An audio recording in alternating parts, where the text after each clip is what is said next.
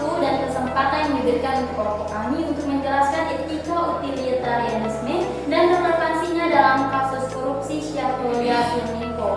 Nah, sebelum masuk ke materinya, di sini kami akan memperkenalkan diri. Saya Lola Indrani Kristin Takoan. Saya Zodo Dinamima. Dan saya James Sukatida. Oke, di sini saya mempersilakan pemateri pertama untuk menyampaikan materinya. Oke teman-teman, di sini kami akan membahas tentang etika utilitarianisme dan relevansinya dalam kasus korupsi Syahrul Yassin Limpo.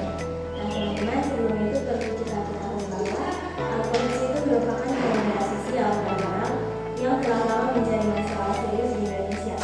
Tindakan ini tidak hanya menyalahi hukum, tapi juga mencerminkan kerusakan nilai-nilai moral, etika dan tanggung jawab publik. Korupsi menggerogoti keadilan, menghancurkan kepercayaan masyarakat terhadap pemerintah, serta menghambat pembangunan nasional. Dampaknya tidak terbatas pada kerugian ekonomi semata, tetapi juga menimbulkan penderitaan moral dan sosial yang mendalam. Dalam upaya memahami dan mengatasi korupsi, filsafat moral memberikan landasan konseptual yang penting. Salah satu pendekatan yang paling relevan adalah etika utilitarianisme yang menilai tindakan berdasarkan akibat terhadap kebahagiaan dan kesejahteraan masyarakat. Nah teman-teman, etika utilitarianisme ini adalah salah satu cabang dari etika teleologis, yaitu teori moral yang menilai benar atau salahnya suatu tindakan berdasarkan akibat atau hasil yang ditimbulkan. Nah, ada dua tokoh utama dalam aliran ini, yaitu ada Jeremy Bentham dan John Stuart Mill. Nah, Jeremy Bentham dikenal sebagai pelopor teori utilitarianisme klasik yang menekankan aspek kuantitatif kebahagiaan, sedangkan Mill memperluasnya dengan memperhatikan dimensi kualitatif. Nah, di sini ada tiga prinsip utilitarianisme. Yang pertama, prinsip utilitarianisme menurut Jeremy Bentham. Jeremy Bentham merumuskan bahwa tindakan yang benar adalah tindakan yang menghasilkan kebahagiaan terbesar bagi jumlah orang terbanyak, yang mengembangkan konsep filosofi kalkulus dan kalkulus kebahagiaan, yaitu metode untuk menilai intensitas, durasi, kepastian, dan luasnya dampak suatu tindakan terhadap kebahagiaan manusia. Yang kedua, prinsip utilitarianisme menurut Mill. John Stuart Mill mengkritik pandangan mengkritik Jeremy Bentham yang terlalu menekankan aspek kuantitatif. Menurut Mill, tindakan semua kebahagiaan bernilai sama. Ada perbedaan antara kebahagiaan yang lebih tinggi seperti spiritual, intelektual, moral, dan kebahagiaan yang lebih rendah seperti fisik dan material. Dan ketiga itu prinsip moral dalam konteks utilitarianisme. Ketika utilitarianisme menuntut bahwa setiap tindakan manusia harus dipertimbangkan berdasarkan manfaat sosialnya. Prinsip ini mendorong tanggung jawab moral kolektif, keadilan sosial, dan kesejahteraan umum. Oleh karena itu, tindakan seperti korupsi yang menimbulkan penderitaan bagi banyak orang demi keuntungan segelintir individu tidak dapat digunakan secara moral dalam pandangan utilitarianisme.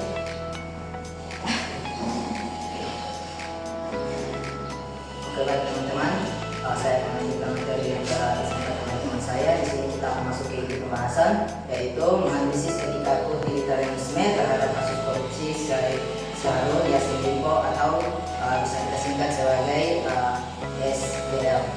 Nah, pertama kita akan membahas tentang prinsip utama utilitarianisme dalam analisis kasus korupsi. Nah, etika utilitarianisme yang menilai moralitas suatu tindakan berdasarkan akibat terhadap kebahagiaan dan kesejahteraan umum, memberikan dasar moral yang kuat untuk menilai tindakan korupsi. Prinsip utama yang dipegang Jeremy Bentham dan John Stuart Mill adalah bahwa tindakan dapat disebut benar apabila memberikan kebahagiaan terbesar bagi banyak orang.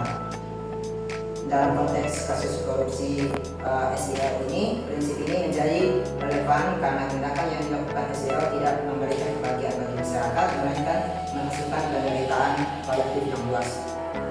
Nah, korupsi dalam perspektif utilitarian adalah bentuk tindakan yang paling tidak bermoral karena manfaat yang diperoleh hanya dinikmati oleh segelintir orang, sedangkan dampak negatifnya dirasakan oleh jutaan masyarakat yang kehilangan hak dan kesejahteraannya.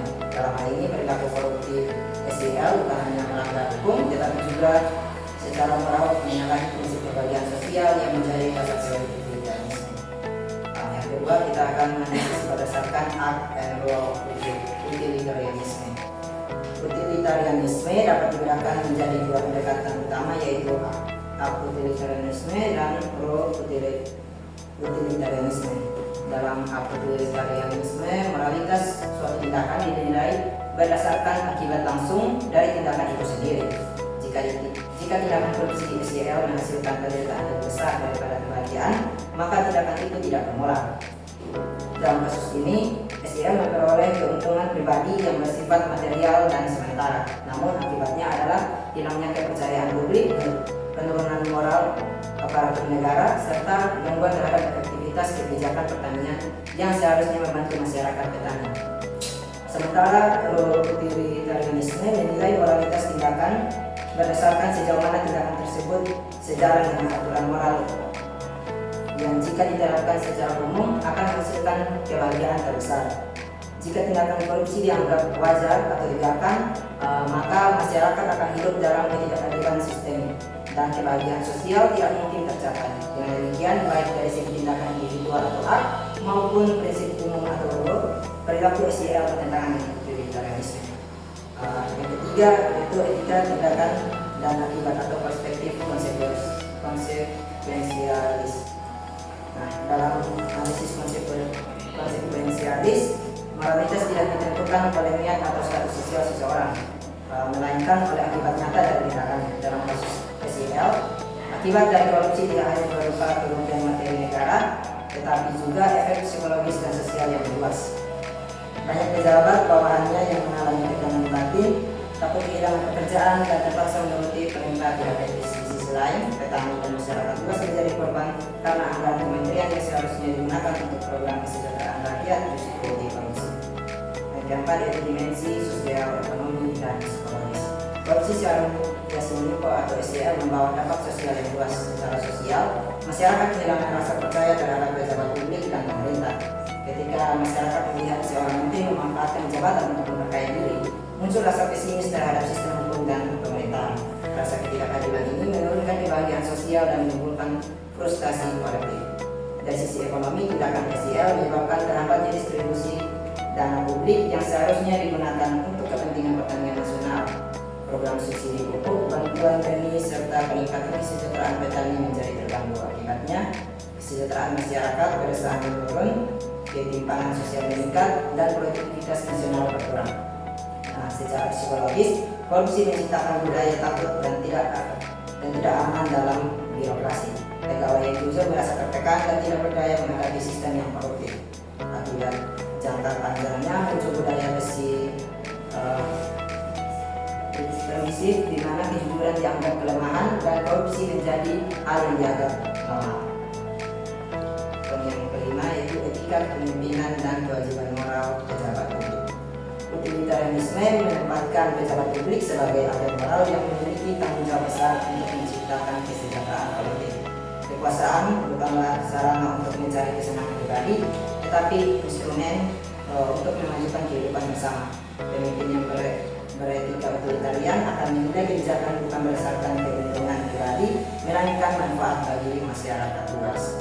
Dalam kasus SEL ini, penyalahgunaan kekuasaan menunjukkan kegagalan dalam menjalankan tanggung jawab moral seorang pemimpin.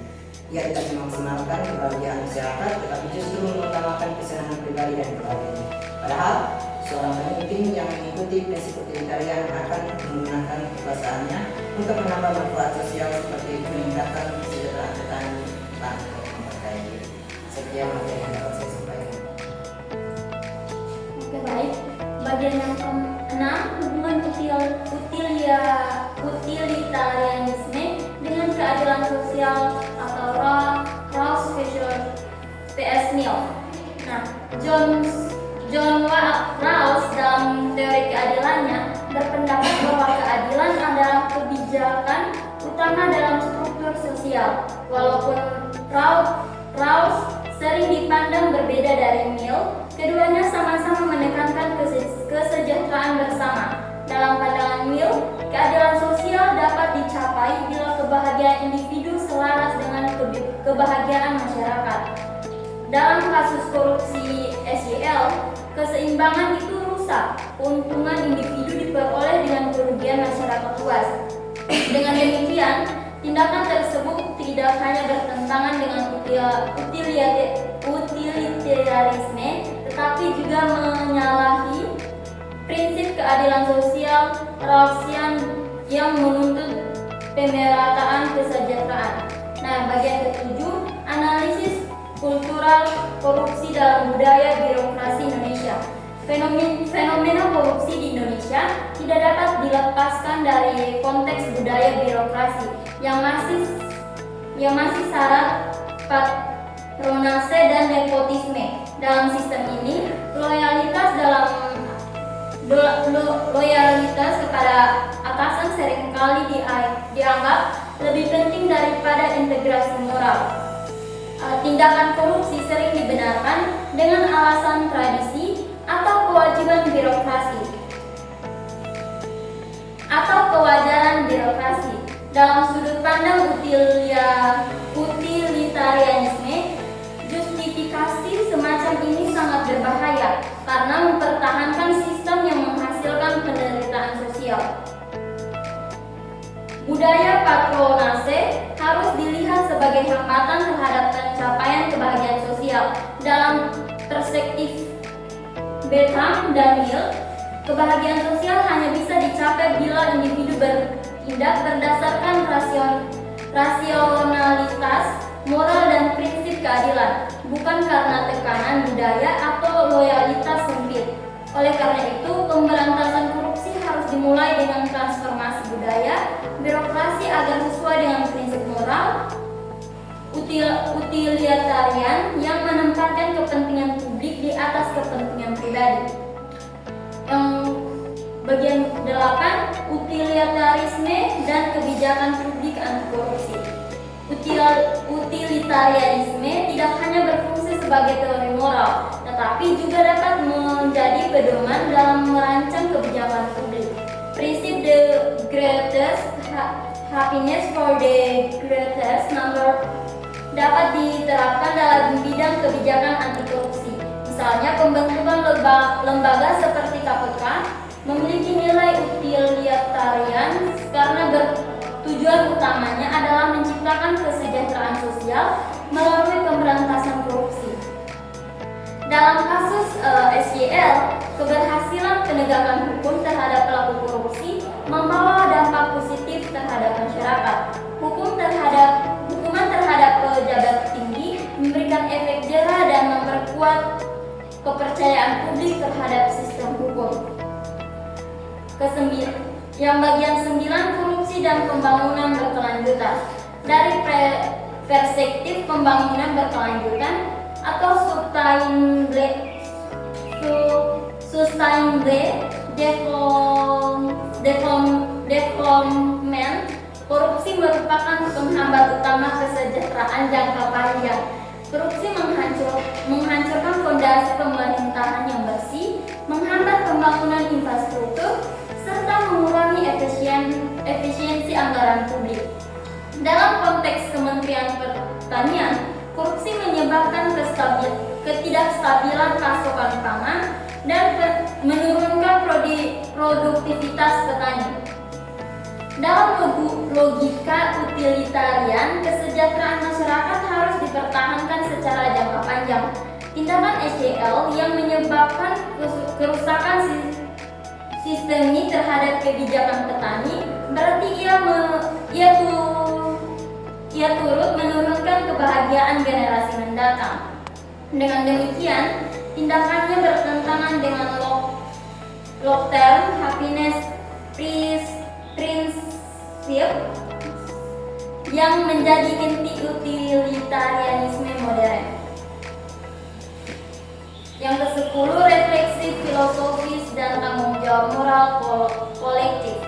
Dari sudut pandang filosofis dan kasus SYL menunjukkan krisis moral yang tidak hanya bersumber dari individu, tetapi juga dari sistem yang lemah secara etika.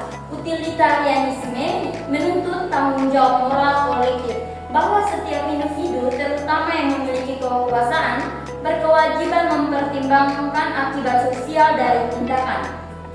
Pejabat publik yang harus menyadari bahwa kebahagiaan sejati tidak terletak pada kepemilikan menteri, melainkan pada kontribusi terhadap kesejahteraan masyarakat.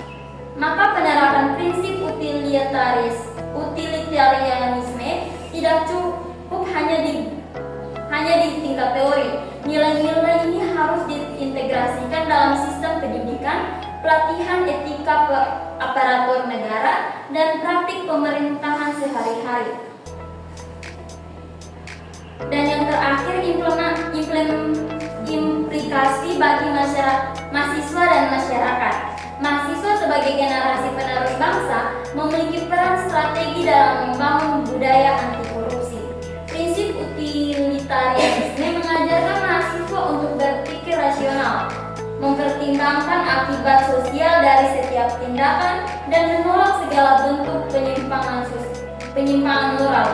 Mahasiswa yang memahami etika utilitarianisme tidak hanya belajar teori moral, tetapi juga menerapkannya dalam kehidupan sosial dan profesional.